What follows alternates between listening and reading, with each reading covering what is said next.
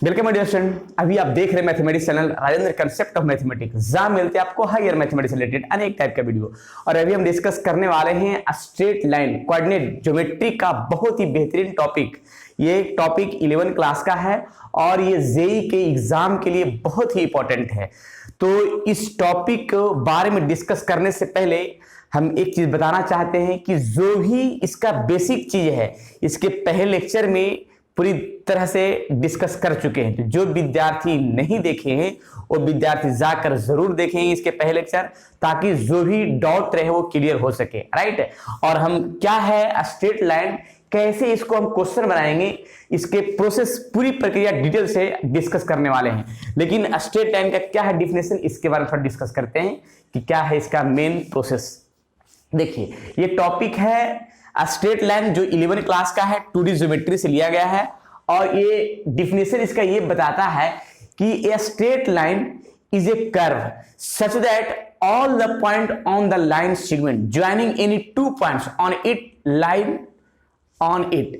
मतलब यहां पे दो पॉइंट है और दो पॉइंट को अगर ज्वाइन करते हैं तो उससे जो लाइन बनता है वही स्ट्रेट लाइन कहलाएगा। देखिए जैसे यहां पे मैंने दो पॉइंट लिया ए और बी, और इस दोनों पॉइंट को ज्वाइन करते हैं, राइट, इस तरह से। तो इससे जो एक लाइन बनेगा, एक लाइन सेगमेंट, वही स्ट्रेट लाइन कहलाएगा। कोई भी दो पॉइंट, ये दो पॉइंट हम ऐसे और ऐसे भी ले सकते हैं और दोनों को हम ज्वाइन करते हैं तो ये स्ट्रेट लाइन कहलाएगा। क्लियर। तो स्ट्रेट लाइन का फॉर्म जो सामने दिख रहा है, राइट। ये टॉपिक जो है आपके जेई के एग्जाम में जो है आता है, और जो किसी प्रकार के भी बोर्ड हो, चाहे तो सीबीएसई बोर्ड हो या किसी स्टेट बोर्ड के विद्यार्थी हो, वो सभी बोर्ड के लिए टॉपिक बहुत ही बेहतर है। चलिए, तो ये डिफिनेशन का जो मैंने डिफाइन किया वो सामने है, इसको जरा नोट करते जाएंगे। अब इस पर हम थोड़ा आगे का टर्म जो है कुछ क्वेश्चन भी हम डिस्कस करने वाले हैं, जरा इसको पहले नोट कर लीजिए। क्लियर। चलिए एक क्वेश्चन है एनसीईआरटी बुक का 10.1 है। जो पहला नंबर क्वेश्चन क्या है, drawn quadrilateral in the Cartesian plane whose vertices are, ये वर्टेक्स दिया गया है चार गो, ऑल्सो फाइंड इट्स एरिया। अब एरिया कैसे निकालेंगे इसके बारे में।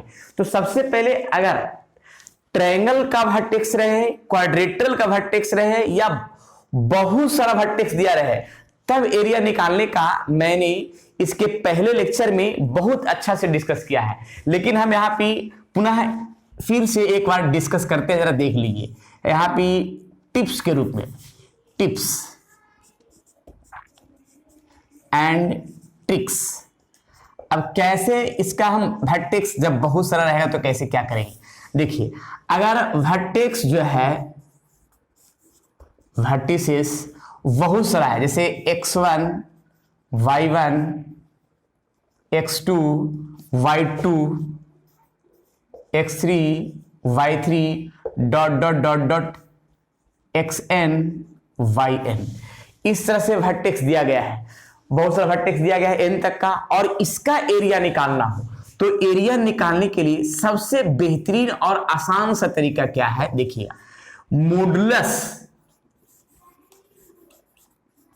Modulus of half. एरिया निकालने का सबसे आसान सा तरीका है, चाहे तो वर्टेक्स दो गो रहे, तीन गो रहे, चार गो रहे, बहुत सारे रहे, उस सारे के लिए x1, y1, x2, y2, x3, y3, x4, y4, इस तरह से वर्टेक्स जो है dot dot dot dot xn, yn, right,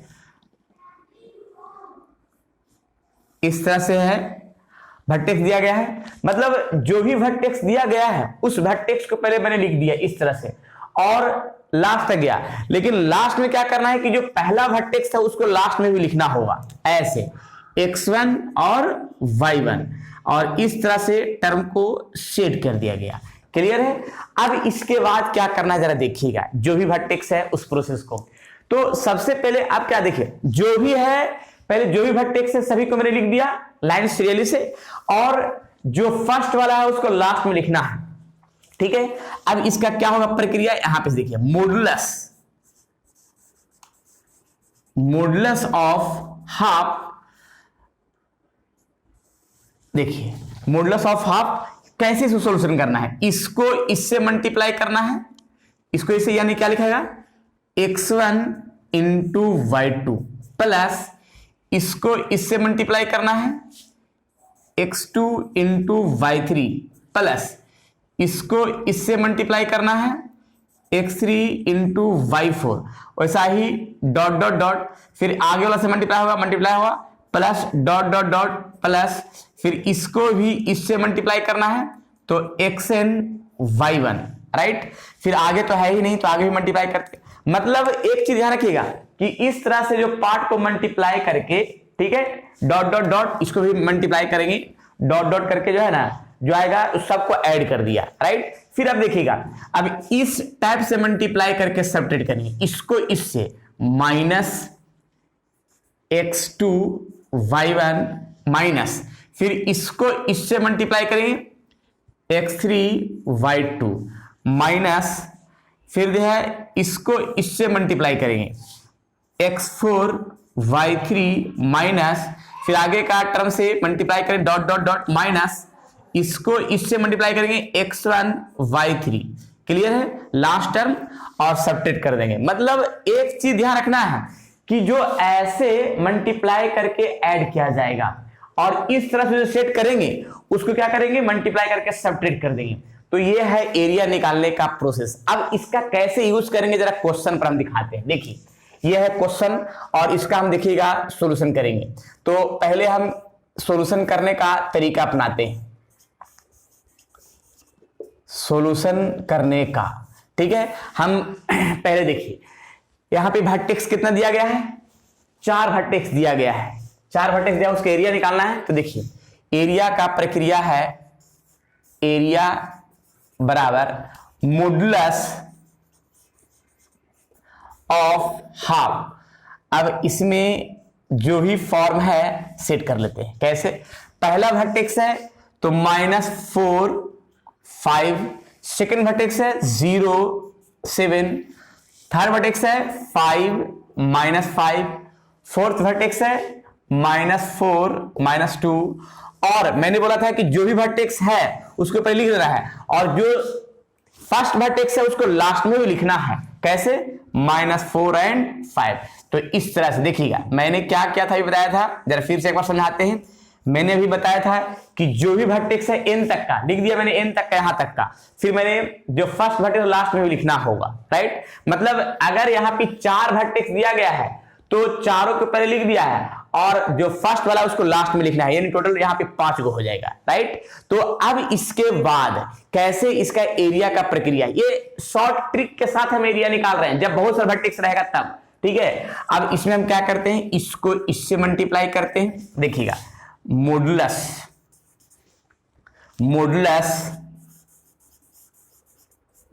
modulus of half, इसको इसे -4 इंटू 7 प्लस इसको इससे मल्टीप्लाई करेंगे 0 इंटू -5 प्लस इसको इससे मल्टीप्लाई करेंगे 5 इंटू -2 प्लस इसको इससे मल्टीप्लाई करेंगे -4 इंटू 5, राइट।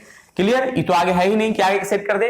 अब क्या करना है कि इसको इससे मल्टीप्लाई करके सब्ट्रैक्ट करना है, -0 इंटू 5, राइट, माइनस इसको इससे करेंगे तो 5 इंटू 7, राइट, इसको इससे मल्टीप्लाई करना है तो -4 इंटू -5, फिर इसको इससे मल्टीप्लाई करना है -4 इंटू -2।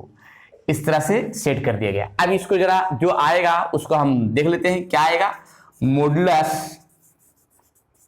मॉडुलस ऑफ हाफ, देखिए इसको इससे -4 इंटू 7 -28 और इसको 0 आ जाएगा और ये आएगा -10 आ जाएगा और -4 इंटू 5 आ जाएगा -20, राइट। फिर यहाँ पे आ जाएगा 0, फिर इसको इससे -35 और फिर आएगा माइनस माइनस प्लस और फिर माइनस, तो आएगा -20 और फिर आएगा माइनस माइनस प्लस फिर माइनस, तो -8 आ जाएगा, राइट। अब इसका प्रक्रिया जरा देख लेते हैं कि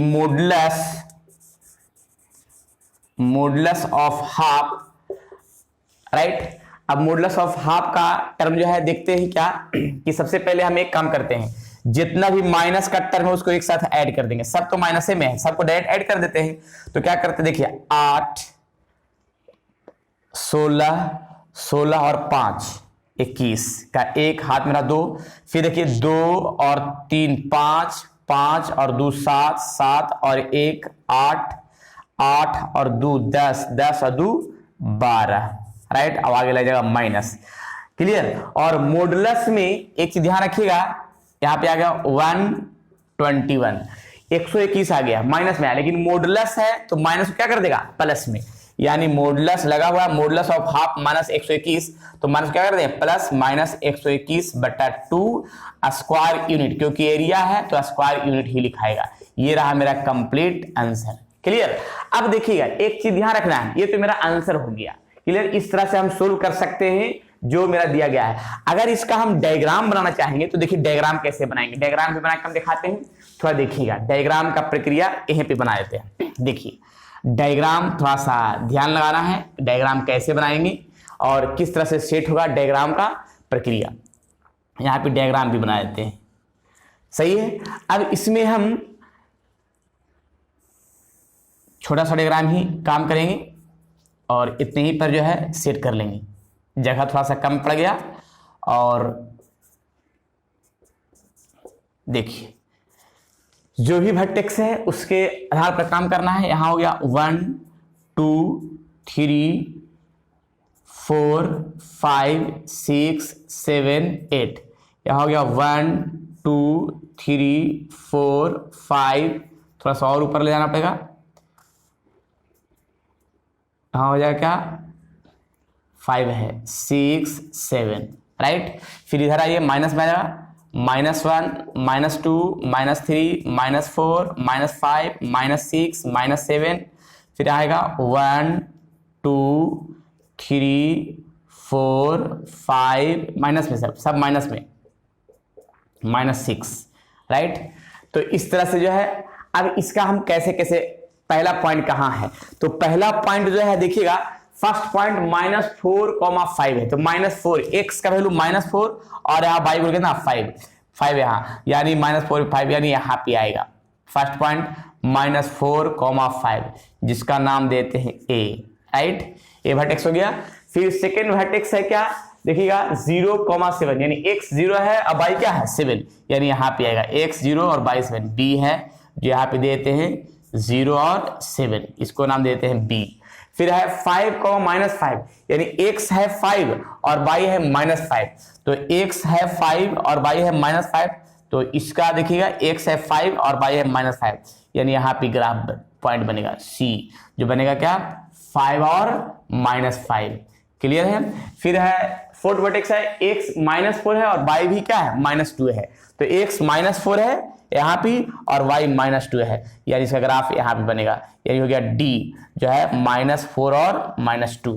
और सभी वर्टेक्स को ज्वाइन करते हैं, देखिएगा सभी वर्टेक्स को ज्वाइन किया गया और ज्वाइन करने के बाद क्या बनता है ये देख लीजिए, क्लियर है। इसको ज्वाइन कराते हैं यहाँ से और इसको ज्वाइन कराते हैं यहाँ से, तो ये हो गया डायग्राम। ये डायग्राम जो है सामने दिख रहा है, ये क्वाड्रेट्रल है। यहाँ पे लिखा था कि draw a quadrilateral in the Cartesian plane, यानी एक प्लेन पर हमको कार्टेशियन प्लेन पर ड्रॉ करना है क्वाड्रेट्रल को, जो वर्टेक्स दिया गया है इतना इतना, और फाइंड इट्स एरिया, यानी एरिया भी निकालना है। तो एरिया सामने मैंने निकाल लिया, ड्रॉ भी कर दिया डायग्राम जो सामने दिखा, क्लियर। तो इस तरह से क्वेश्चन को हम सोल्व कर सकते हैं पूरी प्रक्रिया और इसको अच्छा से क्लियर कर सकते हैं। चलिए ये रहा मेरा पहला क्वेश्चन जो सामने दिख रहा है, राइट। चलिए अब जरा देख लेते हैं नेक्स्ट क्वेश्चन, इसको जरा नोट कर लीजिए और नेक्स्ट क्वेश्चन की ओर चलते हैं, ताकि जो भी क्वेश्चन है हम एनसीईआरटी का पूरा जो क्वेश्चन है उस टोटल क्वेश्चन को हम सॉल्यूशन करेंगे ताकि दिक्कत ना हो। हालांकि मेरा जो 121/2 आया है इसको हम पॉइंट में भी लिख सकते हैं, इसको पॉइंट में लिख सकते हैं कितना, तो 60.5 स्क्वायर यूनिट, इतना भी कर सकते हैं, क्लियर, दोनों कर सकते हैं। चलिए नेक्स्ट क्वेश्चन की ओर चलते हैं। चलिए question number second, question second क्या कहा जा रहा है 10.1 एनसीईआरटी बुक से ये क्वेश्चन है 2D ज्योमेट्री क्लास 11 के लिए, राइट। देखते हैं the base of equilateral triangle with side 2a lies along the y-axis such that the midpoint of base is at the origin. Find the vertices of triangle. मतलब यहाँ पे triangle का vertex पूछ रहा है, लेकिन वो ट्रायंगल जो है इक्विलेटरल ट्रायंगल है और उसका साइड भी एक दिया गया है, तो पूछ रहा है क्या कि वर्टेक्स कितना होगा। सुनिएगा, सबसे पहले हम इसका एक्सिस बनाते हैं, X axis and Y axis, इस टाइप से X and X dash, Y and Y dash, right. इसका एक ट्रायंगल और यहां पे लिखा गया है जो ट्रायंगल है उस ट्रायंगल का मिड पॉइंट जो है ऑरिजिन है, लेकिन यहां लिखा ये भी है कि with side two A lies along the Y axis, ठीक है, such that the mid point of the base. मतलब ये जो है पहले तो ये मिड पॉइंट है और इसका साइड जो है, सभी साइड क्या है 2a, तो यहां भी 2a, यहां भी 2a और ये पूरा टर्म भी क्या होगा 2a, राइट, ऐसे, क्लियर। लेकिन इसमें एक चीज और ध्यान रखना है, ध्यान क्या रखना है कि ये मिडिल पॉइंट पर है, तो जाहिर सी बात है कि यहां से लेकर के यहां तक का a होगा और यहां से लेकर के यहां तक का a होगा, राइट। अब देखिएगा यहाँ पे a वर्टेक्स b और ये c कितना होगा, इसका नाम देते हैं ऑरिजिन को o देते हैं, राइट। अब वर्टेक्स पूछ रहा है कि a वर्टेक्स क्या होगा, b वर्टेक्स क्या होगा, c वर्टेक्स क्या होगा, ठीक है। मैंने यहाँ पे लिखा है the base of an equilateral triangle with side 2a lies along the Y axis. मतलब जो भी ट्रायंगल है उस ट्रायंगल का साइड जो इक्विलेटरल ट्रायंगल उस सभी साइड क्या है 2a दे दिया है, लेकिन फिर आगे लिखा है क्या, such that the midpoint of the base it's at the origin, यानी उसका जो बेस है यानी इस ट्रायंगल का वर्टेक्स है और ये बेस जो है वो क्या है मिडिल ऑरिजिन पर है, मिडिल पॉइंट, क्लियर है। अब इसके बाद फाइंड वर्टेक्स ऑफ ट्रायंगल, तब ट्रायंगल का वर्टेक्स बताइए, कैसे बताना है जरा सुनिएगा। सबसे पहले इस साइड मेरा 2a है और यहां से यहां तक a है, तो ये हम निकाल सकते हैं। कैसे निकालेंगे जरा देखिएगा। सबसे पहले तो यहां लिखेंगे क्या, देखिएगा सॉल्यूशन में, सॉल्यूशन का term given that AB equals to BC equals to SC बराबर क्या है यहाँ पे 2a। अब ये तीनों वर्टेक्स दे दिया गया है। अब सबसे पहले हम इसमें एक काम करते हैं कि AB है और OB भी है, OB और OC, OB equal to OC, क्योंकि मिड पॉइंट पर ऑरिजिन पर है, यानी क्या हो गया A हो गया। तो हम चलते हैं किस ट्रायंगल से, इन ट्रायंगल AOB, एक ट्रायंगल चले AOB में, जिसमें से इसका और इसका साइड पता है, तो हम ये निकाल सकते हैं, यानी OA का स्क्वायर निकालने के लिए हम कर सकते हैं क्या कि AB का स्क्वायर माइनस OB का स्क्वायर, और इस स्क्वायर को हम रूट में करेंगे तो OA बराबर लिख सकते हैं इस टाइप से, AB का स्क्वायर माइनस OB का स्क्वायर। इसमें एक काम और कर सकते हैं, AB जो है कितना है 2a, यहाँ पे 2a हो गया स्क्वायर, और OB जो है कितना है a और उसका स्क्वायर। इसको लिख सकते हैं क्या कि 4a square minus a square, और 4 में से a घटेगा तो क्या बचेगा 3a स्क्वायर। अब स्क्वायर से रूट समाप्त होगा, रूट, यानी रूट 3 यहाँ पे हो गया a, यानी OA जो है O से A जो है क्या हो गया रूट 3a, यानी ये तो पॉइंट पता चल गया कि यहां से लेकर के यहां तक डिस्टेंस रूट 3a है, राइट।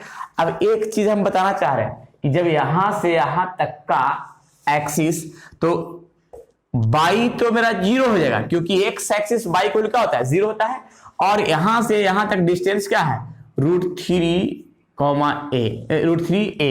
यहाँ पे 0, यानी a का वर्टेक्स रूट 3a, 0 हो गया, क्लियर। अब इसके बाद देखते हैं, अब इसके बाद ये देखते हैं कि ये वर्टेक्स का फॉर्म b का वर्टेक्स क्या होगा और c का वर्टेक्स क्या होगा, इसके बारे में।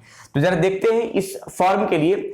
तो एक चीज पहले देखते हैं कि y एक्सिस पे, तो y एक्सिस पे x का वैल्यू 0 होता है और y क्या हुआ, वैसा ही y एक्सिस पे यहाँ p जो है ना निगेटिव साइड में है, तो जब निगेटिव साइड में है तो यहाँ पे भी y x मेरा कितना होगा 0 होगा, लेकिन x क्या हुआ, तो ऑरिजिन से यहां तक का डिस्टेंस जितना रहेगा वही y होगा, तो ऑरिजिन से यहां तक b का डिस्टेंस a है, तो यहां लिखा है क्या 0, a, राइट। फिर ऐसा ही ऑरिजिन से c तक का डिस्टेंस, तो ये तो निगेटिव साइड में आ गया है, तो x तो मेरा 0 होगा लेकिन यहाँ पे -a होगा, यानी अब इसका वर्टेक्स जो है देखिए क्या है, वर्टिसेस का प्रोग्राम क्या हुआ, a तो पता चल गया कि a है √3a, 0 और b जो है y एक्सिस के पॉजिटिव साइड में है, तो y एक्सिस पर x का वैल्यू तो 0 ही होता है और बाकी ऑरिजिन से जो डिस्टेंस है a है, तो b मेरा क्या होगा 0, a एंड और c जो है y एक्सिस पर ही है तो x 0 होगा लेकिन नेगेटिव साइड में है तो -a होगा, यानी 0, -a। ये रहा मेरा कंप्लीट आंसर। वही क्वेश्चन पूछा था कि फाइंड द वर्टेक्स, क्या हो इसका वर्टेक्स, क्लियर। तो इस तरह से क्वेश्चन को हम सोल्व कर सकते हैं पूरी प्रक्रिया के साथ जो सामने दिख रहा है, राइट। ये स्ट्रेट लाइन का जो मेरा 2D ज्योमेट्री 11th क्लास का जो टॉपिक है 10.1 एक्सरसाइज का, उसका सेकंड नंबर क्वेश्चन का सॉल्यूशन जो है सामने है, क्लियर। इसको नोट कर लेंगे, फिर नेक्स्ट वीडियो में इसका क्वेश्चन नंबर 3 की ओर चलेंगे, जब तक इसको नोट करके पूरी अच्छा से सेट कर लेंगे, क्लियर। और पूरी तरह से डिस्कस किया जाएगा जो भी टॉपिक है, जो भी क्वेश्चन सोल्व करेंगे, और एनसीईआरटी की पूरी सॉल्यूशन आपके इस चैनल पे 11 क्लास या 12 क्लास का टोटल जो है डिस्कस करने वाले हैं और पूरी तरीका से डिस्कस करने वाले हैं नोट्स के साथ। अगर नोट्स चाहिए तो नोट्स भी प्रोवाइड किया जाएगा, डिस्क्रिप्शन बॉक्स में लिंक दे दिया जाएगा, नोट्स भी डाउनलोड कर सकते हैं, या जो विद्यार्थी को नोट्स चाहिए कमेंट बॉक्स में कमेंट कीजिएगा, नोट्स के लिए आपका प्रोवाइड किया जाएगा, राइट। चलिए आज इतना ही, फिर विशेष मिलते हैं नेक्स्ट वीडियो में। जब तक के लिए आप लोग खुश रहिए, स्वस्थ रहिए और मस्त रहिए, पढ़ते रहिए कोऑर्डिनेट ज्योमेट्री 2D का स्ट्रेट लाइन का टॉपिक 10.1 का फुल सॉल्यूशन, राइट।